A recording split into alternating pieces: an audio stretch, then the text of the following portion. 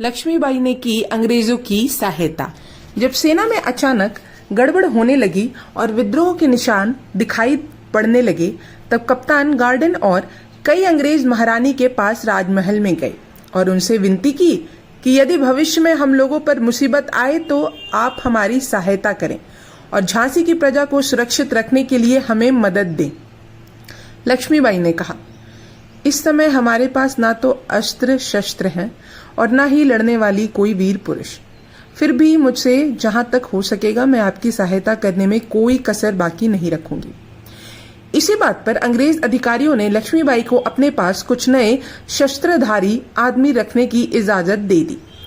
दूसरे दिन कप्तान गार्डन अकेले राजमहल आए और लक्ष्मीबाई से कहने लगे कि हमें अपनी कोई चिंता नहीं है, परंतु यह समय ऐसा कठिन है कि हम लोग अपनी पत्नियों और बच्चों की रक्षा नहीं कर सकते, इसलिए आप उन्हें अपने महल में आश्रय दीजिए।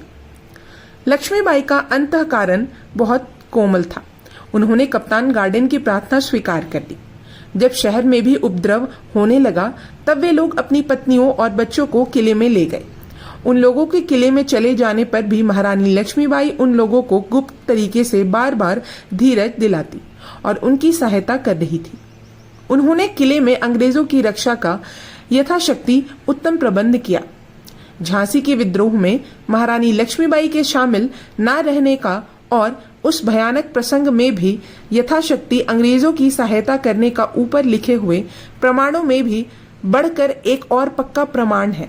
झांसी के हत्याकांड से बचे हुए मार्टिन नाम के एक साहब ने आगरा से तारीख 20 अगस्त सन 1879 ईस्वी को महारानी लक्ष्मीबाई के दत्तक पुत्र श्रीमान दामोदर राव साहब को एक पत्र में यह लिखा है, आपकी मां के साथ बहुत क्रूरता और अन्याय का व्यवहार किया गया। सन 1857 ईस्वी के जून महीने में झांसी में यूरोपियन लोगों की जो हत्या हुई, उससे महारानी का कुछ भी संबंध नहीं था। केवल इतना ही नहीं, जब अंग्रेज लोग किले में चले गए तब उन्होंने 2 दिन तक उनको भोजन दिया। उन्होंने हमारी सहायता के लिए 100 हथियारबंद सिपाहियों को दिन भर किले में रखकर शाम को वापस भेज दिया। उसके बाद लक्ष्मीबाई ने मेजर स्किन और कप्तान गार्डन को यह सलाह दी कि आप लोग यहाँ से भागकर दतिया के राजा के आश्रय में रहिए, परंतु उस समय उन लोगों ने यह भी नहीं किया। अंत में हमारी सेना, पुलिस और जेल के लोगों ने ही सब लोगों को मार डाला। यह पत्र एक ऐसे अंग्रेज का है जो झांसी के विद्रोह के समय वहां उपस्थित था। इन प्रमाणों से यह बात निर्विवाद सिद्ध होती है कि महारानी लक्ष्मीबाई झांसी के विद्रोह के संबंध में पूरी तरह निर्दोष थी। झांसी के विद्रोहियों की खून और धन की प्यास नहीं बुझी तो उन लोगों ने शहर में जाकर राजमहल को घेर लिया और महारानी लक्ष्मीबाई को यह संदेश भेजा कि हम लोग दिल्ली जाना चाहते हैं, खर्च के लिए 3 लाख रुपए दो, नहीं तो तोप से तुम्हारा महल उड़ा देंगे। जब यह समाचार लक्ष्मीबाई को पता चला, तब उन्होंने बहुत नम्रता के साथ विद्रोहियों को कहलावा भेजा कि इस समय हमारा सारा राज्य अंग्रेजों के अधीन है, हमारे पास धन नहीं है, हमारा एक एक दिन बहुत कष्ट से बीत रहा है। ऐसी हालत में हमको दुखी करना आप लोगों को शोभा नहीं देता। परंतु वे संतुष्ट नहीं हुए, क्योंकि उन्हें तो धन के लालच ने घेर रखा था और वे बिना धन लिए वहां से हटने वाले नहीं थे। अंत में लक्ष्मीबाई ने हार मानकर विद्रोहियों से अपना पिंड छुड़ाने के लिए 1 लाख रुपयों के अपने आभूषण उन्हें दे दिए, जिससे वे लोग प्रसन्न होकर खलक खुदा का, मुल्क बादशाह का, अमल महारानी लक्ष्मीबाई का कहते हुए दिल्ली की ओर चले गए। उस समय झांसी में एक भी अंग्रेज अपने राज्य का प्रबंध करने के लिए नहीं था। ऐसी स्थिति में महारानी लक्ष्मीबाई ने सेनादारी महकमा के शिरस्तेदार पंडित गोपालराव लघाटे, माल महकमा के शिरस्तेदार यहसान अली और कमिश्नरी के शिरस्तेदार आदि बड़े बड़े सरकारी अफसरों को अपने पास बुलवाकर उनसे पूछा कि अब क्या करना चाहिए। उन लोगों ने यह सलाह दी कि सागर में अभी तक विद्रोह के कोई निशान दिखाई नहीं दिए हैं। वहां के अंग्रेज अधिकारियों को झांसी के विद्रोह की खबर दे देनी चाहिए, जिससे वे सचेत हो जाएं और पहले से ही अपनी रक्षा की अच्छी व्यवस्था कर लें। उन लोगों ने भी यह सलाह दी कि सागर के कमिश्नरी से यह पूछा जाए कि अब झांसी का बंदोबस्त किस तरह किया जाए।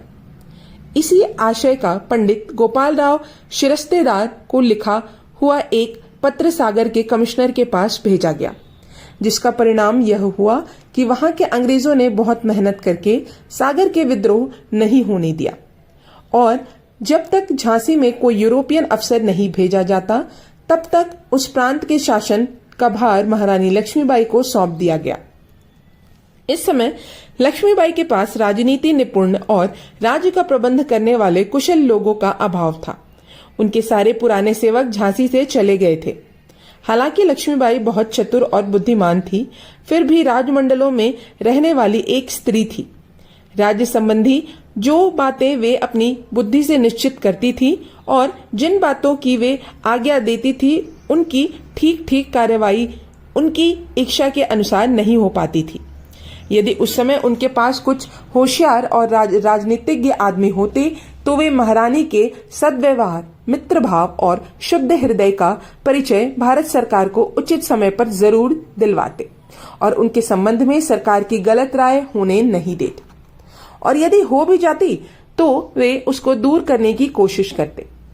परंतु दुर्भाग्य से उनके पास उस समय राजकार्य में निपुण आदमी नहीं थे।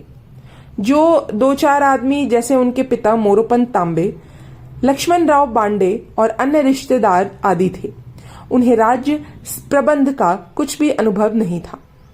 उस समय झांसी दरबार में कुछ तो ओरछा आदि देशी रियासतों से आए राजद्रोही, अनुभवहीन और स्वार्थी लोग थे और कुछ महारानी लक्ष्मीबाई के रिश्तेदार थे, जिन्हें राज्य प्रबंधक की जवाबदेही अथवा जिम्मेदारी का कुछ भी पता न था।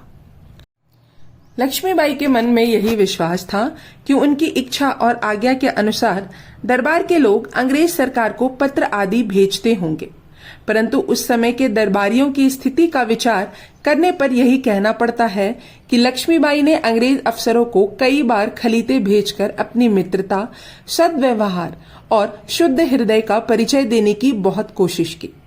उन्होंने अपने मंत्रियों से कई बार कहा था कि अंग्रेज अफसरों को पत्र द्वारा इस बात की सूचना दी जाए कि मैं अंग्रेजों की आज्ञा से ही झांसी राज्य का प्रबंध कर रही हूँ।